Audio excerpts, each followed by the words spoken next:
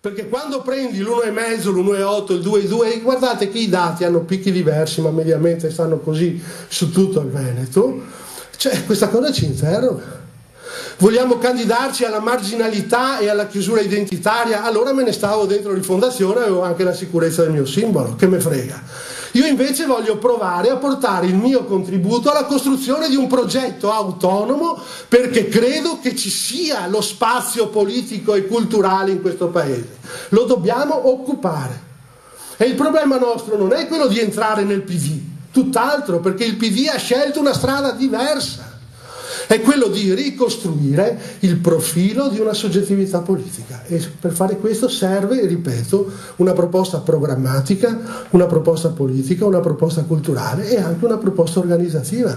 Se ci sono le condizioni si facciano i circoli, ma non è che l'intendenza seguirà, come dice qualcun altro, i capi della famiglia, cioè facciamo i circoli dove ci sono le condizioni, già c'è. Io so che i compagni a Venezia si riuniscono periodicamente, discutono, fanno documenti, quello non si chiama formalmente circolo, ma è un processo politico unitario che si mette in moto. Ci sono condizioni da altre parti, si faccia prima possibile.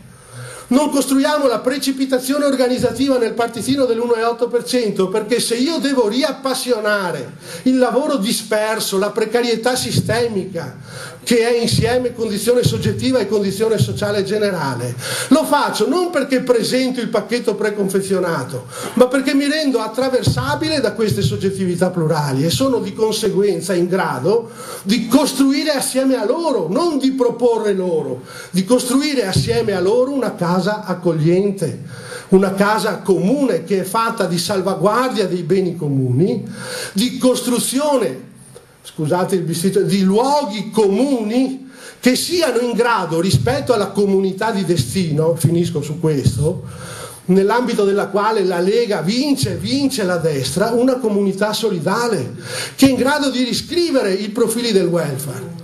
Siamo nella condizione di dire con chiarezza, non per aprire polemiche con qualcuno, che il modello di welfare che attraversa la città di Venezia è un modello datato, che ha direttamente a che fare, cioè, quando gli asili nido comunali a Venezia e nei comuni del circondario vanno dai 350 ai 600 euro al mese, noi abbiamo un modello di welfare locale che non è per la povera gente, che è per il ceto medio e anche dignitosamente collocato sul piano della redistribuzione del reddito oggi.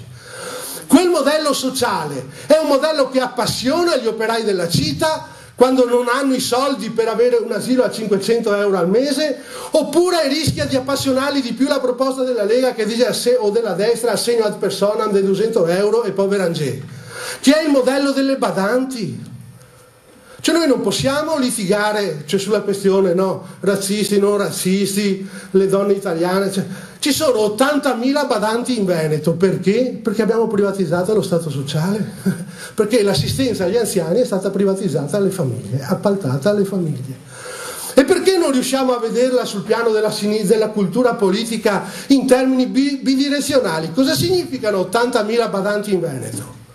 Guardate che c'è la desertificazione sociale in Moldavia, in Lettonia, in Ucraina. Sono 80.000 madri di famiglia che sono qui e la famiglia lì è desertificata.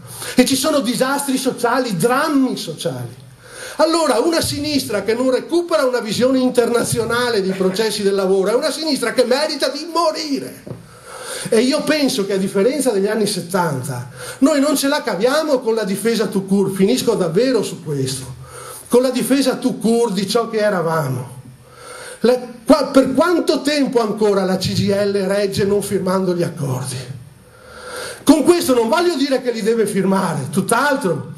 Dico però che o c'è il patto per il lavoro e fai un congresso che parla al paese, non solo ai lavoratori dipendenti, e cerchi di rimettere in moto un processo, oppure prima avevamo la rappresentanza politica e la rappresentanza sociale.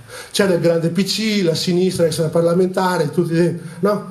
Oggi questi elementi sono saltati e c'è oggi la separazione tra rappresentanza politica e rappresentanza sociale. L'operaio della Zanussi può essere iscritto alla FIOM e può votare Lega. salterà anche questa se tu non ricostruisci i processi di rappresentanza politica. Allora io credo che noi dovremmo avere la forza, come contrasti la proposta delle gabbie salariali. Noi dovremmo avere la forza, a fronte della costruzione del patto per il lavoro, di proporre il salario universale di cittadinanza come strumento di legame universale sul quale attraverso il quale togli il ricatto del lavoretto, del piuttosto del niente, se meglio piuttosto, e alzi la piattaforma sulla quale anche la contrattazione sindacale può svilupparsi senza ricatti precostituiti. Allora io vorrei che di queste cose discutessimo tra noi, non per rinviare la costituzione della forza politica, perché io voglio far parte di una soggettività politica autonoma che non può essere il vestito di Arlecchino che cuce pezzi diversi, ma deve essere un nuovo vestito per ognuno di noi, e voglio farlo però, consentitemi, discutendo di politica e non del fatto che voglio il partitino dell'1,5 domani mattina. Grazie.